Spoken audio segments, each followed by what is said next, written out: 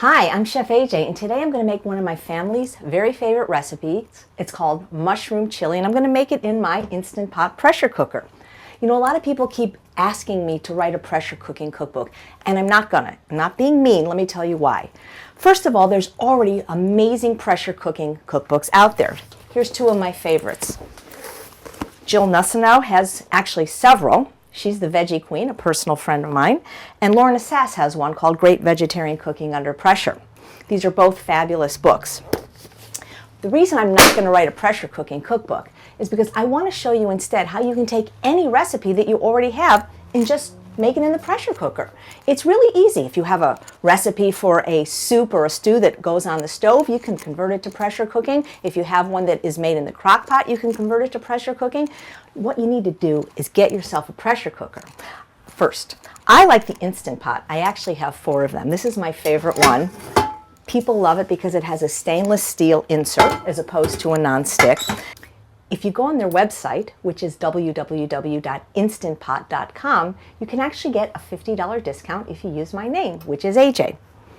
So today I'm going to take one of my very favorite cookbooks. This is called The Low-Fat Herbivore by Jocelyn Graef. It's a great book with easy, low-fat recipes without too many ingredients. And I'm going to show you how to convert it to pressure cooking. So we're making her mushroom chili. And all I do is, instead of doing everything on the stove in the pot, sauteing the mushrooms or the onions or whatever, it doesn't even matter, I just throw everything in. I never do that step in my pressure cooker where I saute. It just takes too much time. I'm the kind of girl that likes to just set it, forget it, so I'm going to throw everything in.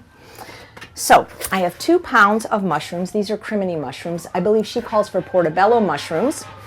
Those are a little bit more expensive, but they're very delicious. They're more meaty, so if you want to use those, please do. You can actually get mushrooms pre-washed and sliced now, so this is really easy to make. Just going to throw them in the pressure cooker.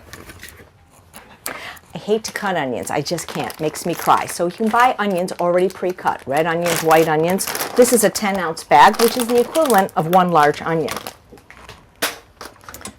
8 cloves of garlic, which I've put through a press. I believe her recipe called for 4, but as far as I'm concerned, when a recipe has garlic, if a little bit is good, more is better. Now, I am using 2 cans of salt-free fire-roasted tomatoes. I think the fire roasting gives them a little bit more flavor, but if you have a problem using cans, don't. You can buy tomatoes now in aseptic cartons and in glass jars, or even use fresh. I just really like the taste of fire roasted. I'm also using 3 cans of salt-free beans, pinto beans, black beans, and kidney beans. If you don't want to use canned beans, you can now buy organic salt-free beans in these aseptic cartons. You don't even need a can opener to open it. You just tear off the top. Or you can cook the beans yourself. Each can of beans has approximately 1.5 cups of beans in it. And once you get a pressure cooker, you can make beans yourself. It takes about 7 minutes to make beans. It's incredible. Usually takes 2.5 hours if you do it on the stove. So I'm including the liquid in the beans because it is salt-free and there's lots of flavor in it. 1 can of pinto, 1 can of black beans. Let me get a little spatula to get every bit. And you know, sometimes I do this recipe when I'm doing demos on the road, and I can't always find every flavor bean, so I mix it up a bit. I've done this once with a can of chickpeas when I couldn't find pinto beans. Doesn't matter, it's all good. Each can of beans has approximately 1/2 cup of liquid in it, which is a total of 1.5 cups of liquid. So if you are cooking the beans from scratch, you will want to add 1.5 cups of water into the pressure cooker. You know, I eat pretty much the same recipes week after week, at least my favorite recipes like my red lentil chili and my split pea soup, and this is one of them. So instead of measuring the spices every single time I have to do a recipe, what I do is anytime I have a spice jar that's empty, I wash it in the dishwasher and I measure out the spices for about 3 months at a time so that when I get home from work, I just have to pull it out of the cupboard and my spices are already measured. So what goes in this chili is 1 teaspoon of dry mustard powder, 1 teaspoon of crushed red pepper flakes, and 1/2 teaspoon each of thyme and oregano. Now, in Jocelyn's recipe, she called for marjoram. I don't even know what that is. I've never used it. I didn't have it, so I didn't put it in. She also calls for wine and Bragg's amino acid. I don't use those products, so I just omitted it. Just put the spices in. Put the top on the pressure cooker.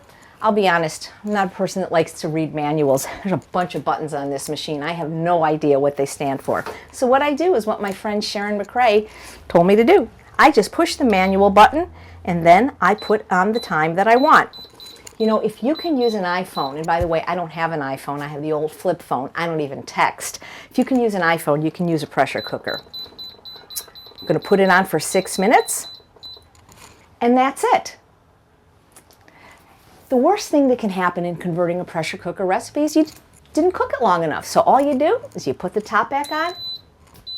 That just tells me that that's what I want, that's what I want. You add more time. It's really not rocket science. So you guys really need to get a pressure cooker. Wait until it's done and you'll see how good it looks. One of the reasons I love the Instant Pot so much is because it's an electric pressure cooker. Unlike a stovetop pressure cooker, I don't have to babysit it. So after I made this chili, my dog Sparky started barking. He needed to go out, and I was able to do that. Couldn't do that with the stovetop model. Anyway, it's come down to pressure naturally because so much time has elapsed. So all I have to do is open the top. Wish you could smell this. One of the things I'm doing differently in this recipe than the one that Jocelyn wrote is I like to add a pound of organic frozen corn that has been defrosted to it. It just makes it a little bit heartier recipe for me. Chili's great on its own, but everything is better over a baked Yukon Gold or some brown rice. So I'm just going to stir this corn in. The mushrooms have cooked down. It was really full when I first started, but it's all cooked down. I think that all soups, stews, and chilies actually taste better the next day, but this is going to taste pretty delicious now. There we go. And I like to sprinkle a little bit of parsley on top. Let's get that open. And there you have it. 6 minutes in the pressure cooker, mushroom chili. Thanks, Jocelyn.